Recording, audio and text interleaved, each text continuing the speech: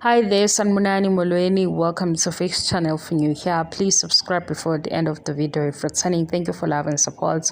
I appreciate using and assembly testing and bam and in la mankhuluma. Akuvotwa manje.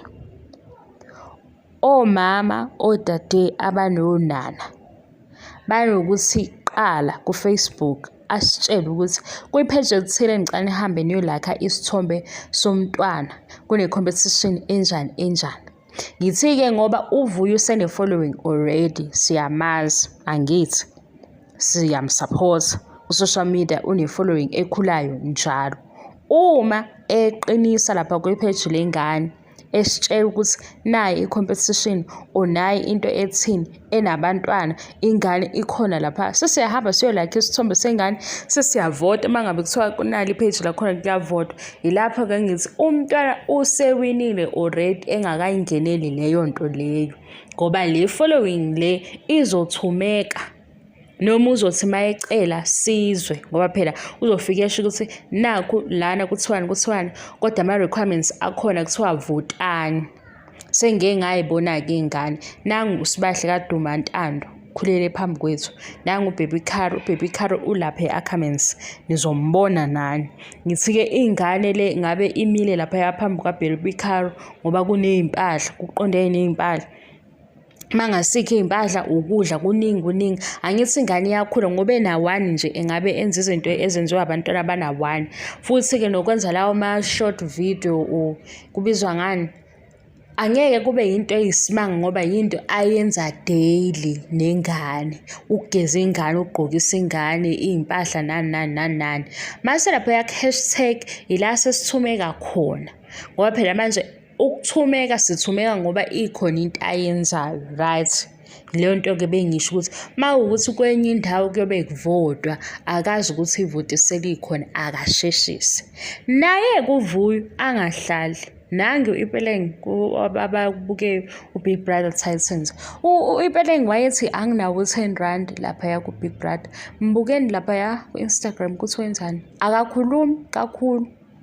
Phela-ke eceleni ngale uyawabhala ama-email, uyabhala-ke lokho la esuke ebhalela khona kulabo-ke naye acela ukusebenzisana nabo. Kodwa la ku-Instagram iPeleng uyacwebezela guys. iPeleng wayenamahloni laphaya ku-Big Brother Titans, ngesinye isikhathi ebe-emotional. Ngithi kodwa iPeleng uxakwe yini ngoba uzophuma la athola ama-followers, emva kwalokho izinto zizobe sezimbingelela nezinto-ke ayifisayo. Hambe nomlunguza ku-Instagram lo mntwana engikhuluma ngayo, akakhulumi kakhulu kwi-page lakhe, kodwa siyabona ukuthi nayo i-progress. Nange eThekwini uyatetemuka eThekwini, nange obani lokho okunye yini guys, lokho okugqoka khona iy'mpahla, uyadansa laphayana, uvele athi nje izandla ibhalwe imibhalo ukuthi-ke ugqokani, agqoke lezo y'ngubo asitshele ukuthi uyithengiphi, hashtag siyabona, hayibo umsebenzi lowo. Manje uVuyo mayizovele ecashe, mina-ke angikhulumele ngedwa, angifuni ukulobo ngithi wow iy'thombe zakhe wamuhle uVuyo, ngifuna ukuthi wow imali yangena. Simbone kwezingane zesithembu, ezingane zesithembu-ke mayengasekho kodwa kuyaqhubeka, angithi kukhona okunye, akhona amanye amathuba.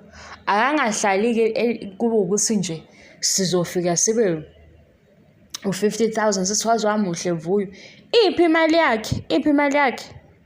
Ngoba lo 50,000 abantu, lama followers abantu, ukuxhumana nabantu laba kodwa axhumane nabo ebesebenza. Ile nto-ke engishoyo ukuthi-ke nasenganeni, ngoba ingane ena-1 iminyaka engithi ikhula nazo lezi zinto. Nangu uSibahle kaNtando Duma, uBaby Caro simazi kuma-video akhe nogogo wakhe. Nangu siyambona ulobe eqhubeka zenza izinto ziningi, amathuba azomthola ibikhona into ayenzayo. Manje mayezosaba social media akavala ama-comment kuphela, akekho ozosho ngenkani ethi vula ama-comment, uzovele ebhale leyo nto ukuthi Woolworths bani.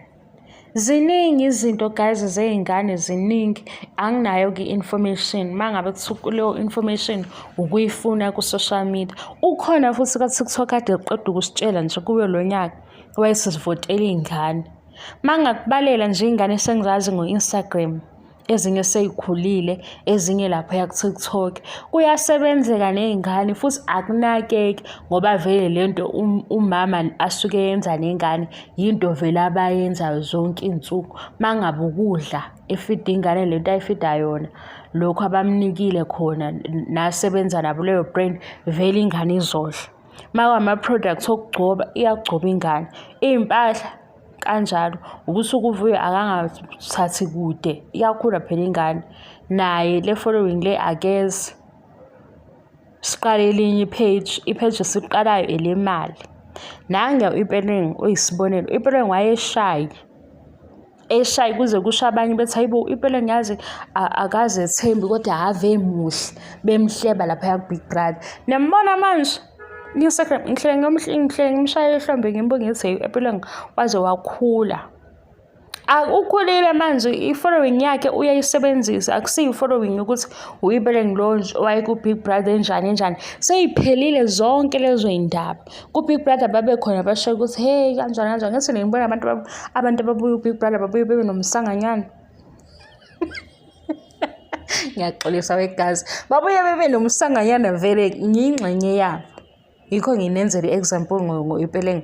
Babuye bebe nomsangano nje, umsangano wokuthi bengaqhatha lezi ngane lezi zaka-Big Brother beyiqhathe uDu. Ipeleng wenze njani? Wabuya lapho ku-social media wafocus.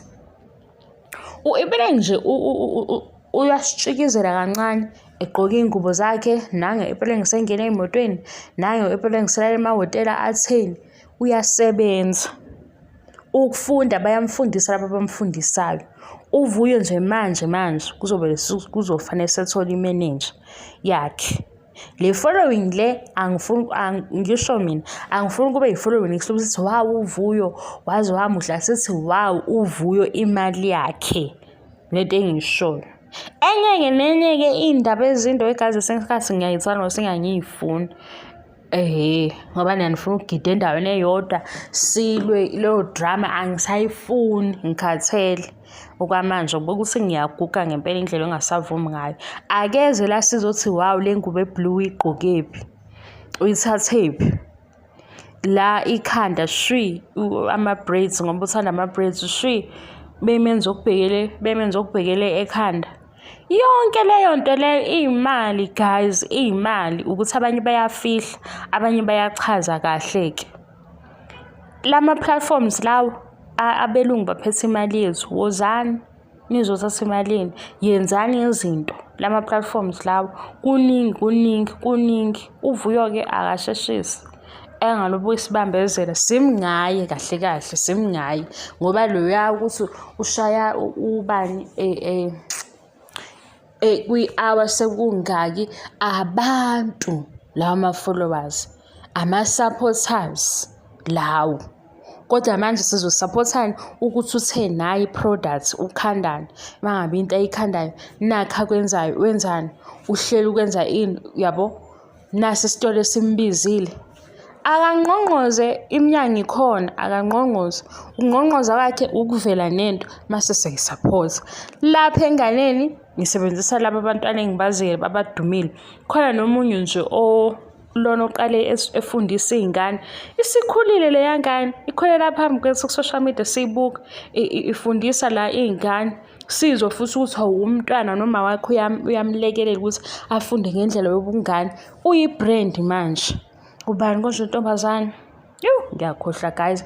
Khona namanye amawele akhulela amawele phambi kwethu siwabuka ku-social media.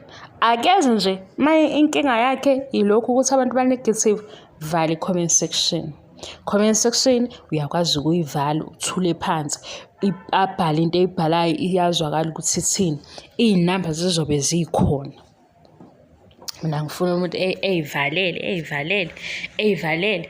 Akavuke nje kuningi. Nange u-Ipeleng wayeshayi lapha ezothi ayethini u-Ipeleng nje naye. Besho nabanye babo ku-Big Brother bethi u-Ipeleng muhle kodwa nje indlela akangaze ethembi ngayo. Wavuka wenza njani? Wakhohlwa yonke into yama-comment a-negative ukuthi obani bathini ngoba ekugcineni akusizi lutho lokho. Ekugcineni abantu abakhulumayo ongeke uzuze ubathulise. Babekhona ngisho babebamba ama-video ka-Ipeleng lawa yabo angithi lapha ku-Big Brother iy'ngane zibuye zijole. Kukhona-ke belokhu bebelesele njalo ukuthi hayi bo nangu ipelenge wayethi unjani njani. Wayicisha yena leyo nto, wayicisha ngani? Waqala into ezomsebenzela ku-Instagram. Instagram ipelenge muhle kabi.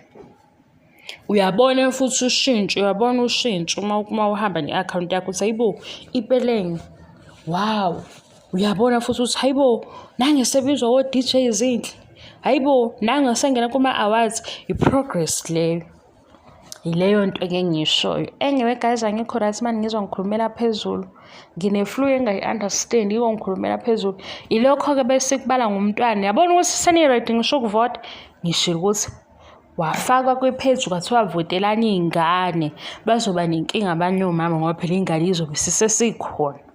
Siyayazi angithi sesikhona siwo-anti sizovota. Leyo nto ukuthi noma ngabe into evotwayo uzokhwalifaya. Mawukuthi into yo-hashtag uzokhwalifaya. Kodwa nakhona u-hashtag uzomhlangabeza kukhona into ayenzayo ngoba phela uzoqala yena agqokisa ingane sibone ukuthi uthumela bani la. Lana sithini sikhuluma noba u-Ackermans lo sikhuluma naye, uWoolworths sikhuluma naye, ubani konje le yaSomizi kanjalo lezo indawo ebekwenza. Inkinga manje asikwazi vele sisuke sithi uvuya ufuna lokho engashongo, engavezanga ukuthi uyakufuna kanjalo. Naye futhi mayisevele sombona ukuthi edanse nazi ingubo eyigqokile. We guys, bayafihla abantu ngintshela.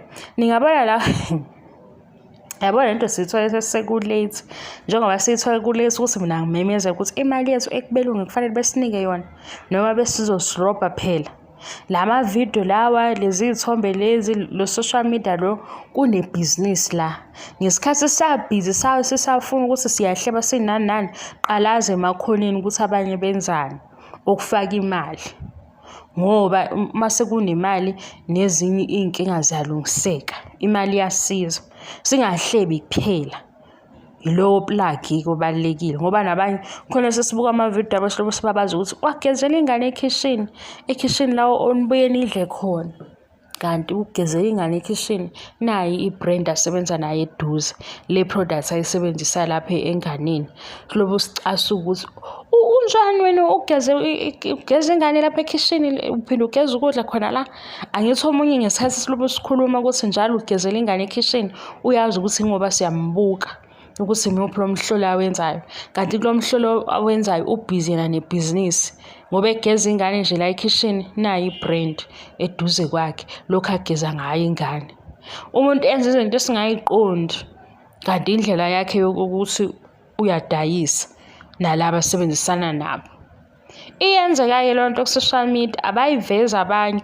Uyibona ngoba usucingisisa ukuthi hawu walobe ephinda nje into engaqondakali yini kanti kukhona kule video le kukhona okudayiswayo. Uyabo? Manje lezi zinto lezo nje izithatheni. Mina ngifisa ngathi ngabe ningayithatha niye kukujajana. Ngisho nalokhu kwama-vlogs.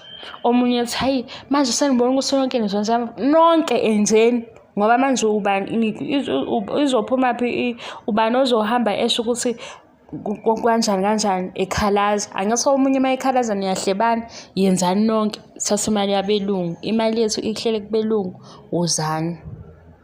Omunye uzothi hawu nonke senifuna ukwenza ukuthi makunemali kwenzeni. Amathuba khona yiwo lawo asebenziseni. Ungathiwa nonke ku-YouTube wozani. Angithi nabo bamosha isikhathi sethu sibabuka lapho 30 minutes ku-TV mase usubabukile usuyathula futhi. I-DStv kodwa uzobe uthi iyabiza.